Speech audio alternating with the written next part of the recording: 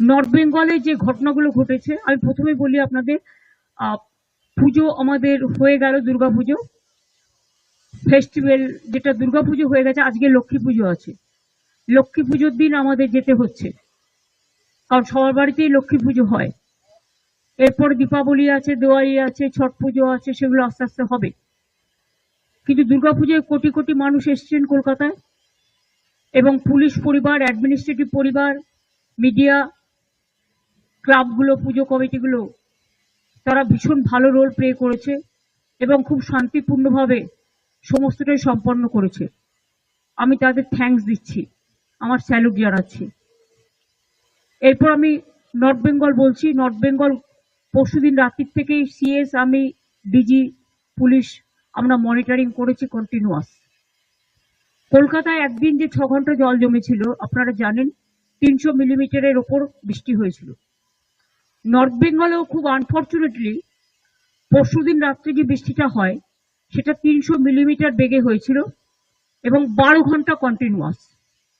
তারপরে ভুটানের জল সংকোচ থেকে আসে, সিকিমের জল এসে পুরো ফ্লাডেড করে দিয়েছে। আজকেও আমি গঙ্গার সামনে থেকে আস্তে আস্তে দেখছিলাম, গঙ্গা পুরো ভর্তি হয়ে গেছে। কাল পরশু হাই টাইড আছে। কথা হচ্ছে, আমি কতটা রাজ্যের আমরা জল সামলাবো। বিহারে বৃষ্টি হলে জল চলে আসছে ফরাক্কা দিয়ে, ইউপিতে বৃষ্টি হলে ফরাক্কা দিয়ে জল চলে আসছে গঙ্গায়, গঙ্গা টুবু টুবু হয়ে যাচ্ছে। আমাদের জলটা যাবে কোথায় এখানে জল বৃষ্টি বেশি হলে? তারপরে ধরুন ডিবিসি তো ইচ্ছে মতো জল ছাড়ছে, পুরোটা নিজেদের খালি করে দিয়ে নিজেদের বাঁচাচ্ছে, ঝাড়খণ্ডকে বাঁচাচ্ছে। ঝাড়খণ্ড বাঁচুক, আমি চাই, কিন্তু তোমরা সিলট্রেশন করছো না কেন?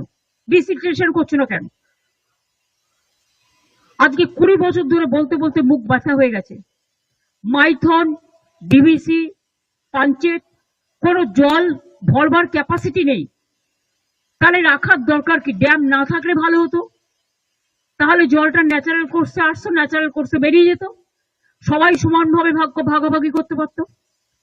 টোটাল আমরা ফেস করছি, দক্ষিণবঙ্গ ফেস করছে ডিবিসি, পাঞ্চেত, মাইথন।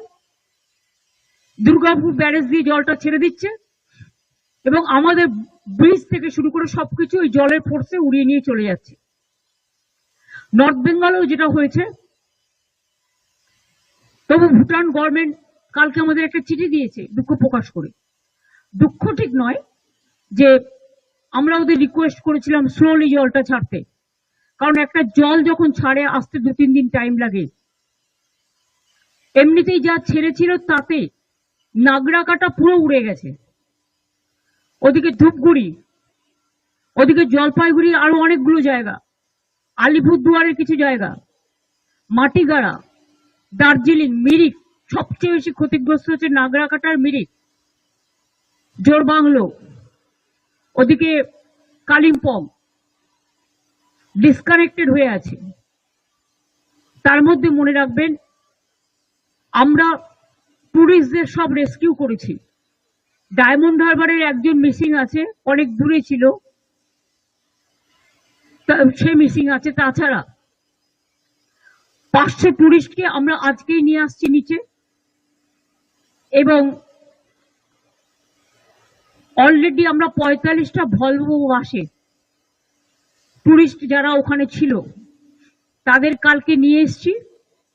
250 জনকে আমরা শিলিগুড়িতে রাখার ব্যবস্থা করেছি এবং 500 জনকে আমরা 45টা ভলভো বাস এবং নর্থ বেঙ্গল স্টেট ট্রান্সপোর্টের বাসে আমরা তাদের নিয়ে আসছি। আর টুরিস্টরা যারা আসতে পারেনি এখনো পর্যন্ত, হোটেলগুলোকে বলা হয়েছে তোমরা কোনো খরচা নেবে না ওদের কাছে, দরকার হলে গভর্নমেন্ট দেখবে। কিন্তু ওরা বিপদে পড়েছে, ওদের তোমরা কেউ হোটেল ছাড়াও করবে না যতক্ষণ পুলিশ ওদের সেফটি রেস্কিউ না করছে। আর 2 হচ্ছে, ওদের নিয়ে আসার দায়িত্ব আমাদের, কারণ অনেক সময় জলে মানুষের টাকা পয়সা, কাগজপত্র সবকিছু নষ্ট হয়ে যায়, সেসবগুলো তো দেখা দরকার আমাদের মানবিকতার খাতিরে, এটা আমাদের বুঝতে হবে। তাই আমরা তাদের ফিরিয়ে আনার ব্যবস্থাও করছি। সুতরাং অল টুরিস্ট আর সেফ, এবং পুলিশ ওদের সেফলি রেস্কিউ করেছে। এছাড়াও পুলিশ অলরেডি কমিউনিটি কিচেন তো স্টার্ট করেছে, মিরিক থেকে শুরু করে নাগরাকাটা থেকে শুরু করে বিভিন্ন জায়গায়। আমার সাথে চিফ সেক্রেটারি যাচ্ছে, ডিজি চলে গেছে অলরেডি। অরূপ বিশ্বাসকে আর গৌতম দেবকে আমি আজকে ধূপগুড়ি পাঠিয়ে দিয়েছি, এবং আমি আর সিএস যাচ্ছি হাসিমারাতে। হাসিমারা থেকে আমরা যাব নাগরাকাটায়, যতদূর পর্যন্ত যাওয়া যায় ততদূর পর্যন্ত যাব, গিয়ে চেষ্টা করব আমরা, কিন্তু হয়তো অতদূর যাওয়া যাবে না, কারণ রাস্তা টাস্তা সব ডুবে আছে। এমনকি বিডিও অফিস এমন জল ছেড়েছে, বিডিও অফিস, পুলিশ স্টেশন সবটাই জলের তলায় চলে গেছে। মানুষ আসবে কি করে? তা সত্ত্বেও আমরা চেষ্টা করবো চা বাগান পর্যন্ত নাগরাকাটায় যাওয়ার, যেখান পর্যন্ত যাওয়া যায় সেখানে গিয়ে যদি পরিবারগুলো কেউ থাকে তাদের মিট করার চেষ্টা করব। আর আগামীকাল তারপরে আমরা হাসিমারা থেকে আর বাগডোগরা ফিরে আসবো রাতে, এবং আগামীকাল আমরা মিরিকে যতদূর যাওয়া যায়, যে পর্যন্ত সেই পর্যন্ত যাব। আমরা আগেও আপনারা জানেন যে কলকাতার বৃষ্টিতে যারা মারা গিয়েছিল আমরা একটা কম্পেনসেশন ডিক্লেয়ার করেছি, কিন্তু পাহাড় একটু আলাদা, পাহাড় একটু কস্টলি। তাই পাহাড়ে বিশেষ করে কালকে যারা বন্যায় মারা গেছে, মানে ম্যানমেড বন্যায়, পরিকল্পিত বন্যায়, জল ছাড়ার জন্য, এবং অতি দুর্যোগ, অতি বৃষ্টি সারা ভারতবর্ষের প্রতিটি জায়গাতেই হচ্ছে, উত্তরাখণ্ড থেকে শুরু করে, বিহার থেকে শুরু করে, ইউপি থেকে শুরু করে। আর বাংলা তো নৌকার মতো, সব জলটা বাংলার মধ্যে এসে জড়ো হয় জিওগ্রাফিক্যালি। যদি ফরাক্কাটা ড্রেজিং করতো, যদি কলকাতা পোর্ট ড্রেজিং করতো, যদি হলদিয়া ড্রেজিং করতো, যদি ডিভিসি, পাঞ্চেত, মাইথন তারা ভালো করে যদি পলিগুলোকে সরিয়ে দিত, তাহলে কিন্তু এই জিনিসটা হতো না। অনেকটা জল ধারণ করবার ক্ষমতা তাদের থাকতো। তা সত্ত্বেও আপনাদের মনে রাখতে হবে, আমরা 5.5 লক্ষ পুকুর কেটেছি নতুন করে, 500 চেক ড্যাম করেছি, তাতেও কিন্তু অনেকটা জল আমরা সংরক্ষণ করতে পারছি। কিন্তু গঙ্গা সংস্করণ হয় না। গঙ্গা সংস্করণ নামে অত নমাই গঙ্গা, কত মুখে মুখে বাত, বড় বড় বাত, দিল কা বাত ভাষণ চলেছে, কিন্তু কাজের কাজ কিছু হয়নি।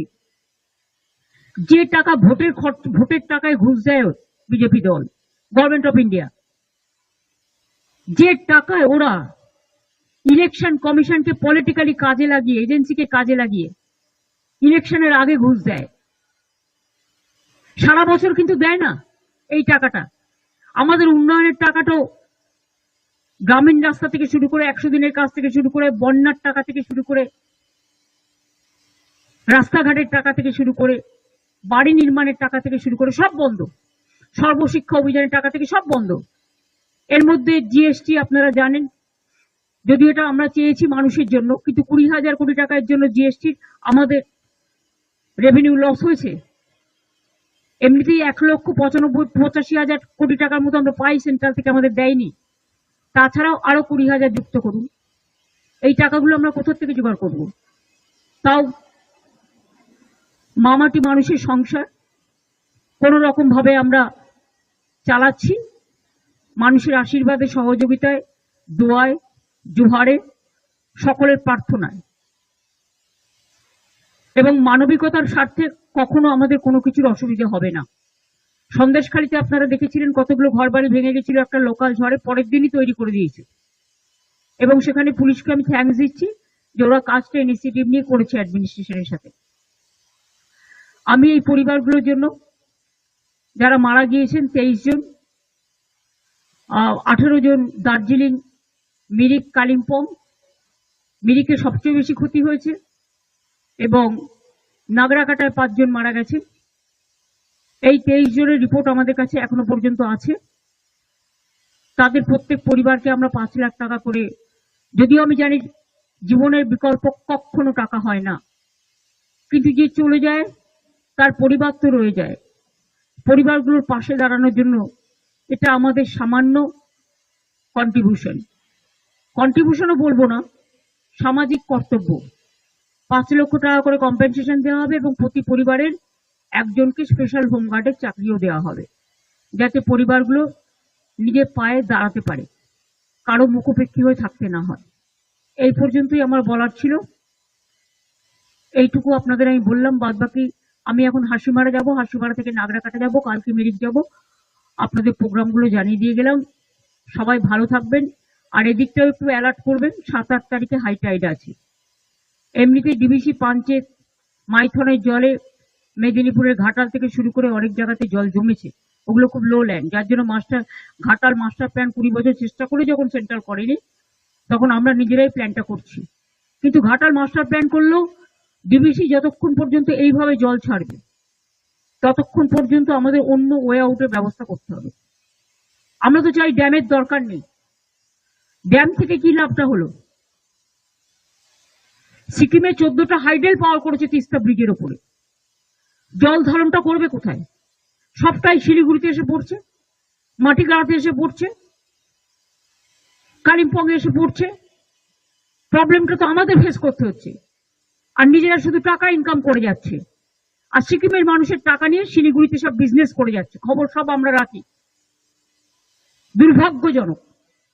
ওরা তো 90% সাবসিডি পায়। আর জেনে রাখবেন, সিকিমকে 8 স্টেটে আমরা ইনক্লুড করেছিলাম, তৃণমূল কংগ্রেস।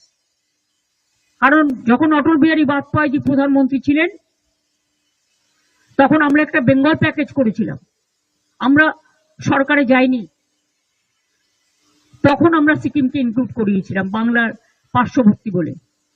আমাদের অনেক টুরিস্ট যায়, অথচ ওরা সেখানকার মানুষের টাকাটা পায়, টাকাটা মানুষের কাজে না লাগিয়ে সেই টাকাটা শিলিগুড়িতে এসে ব্যবসার কাজে লাগায়, আর দার্জিলিংকে উস্কানি দেয়। আমি যেমন পাহাড়কেও ভালোবাসি, আপনারা দেখেছেন কয়েকদিন আগেও নর্থ বেঙ্গল থেকে আমি ঘুরে এসেছি, আবার আমাকে লক্ষ্মী পুজোর দিনই চলে যেতে হচ্ছে, কারণ কোনো উপায় নেই বলে। মানুষ যখন বিপদে পড়ে তখন আমাদের কাছে উৎসব বড় কথা নয়, উৎসব মানুষের মানবিকতাই হচ্ছে সবচেয়ে বড় উৎসব। তাই এইটুকু বললাম। আমি এবার যাই, যত দেরি হবে তত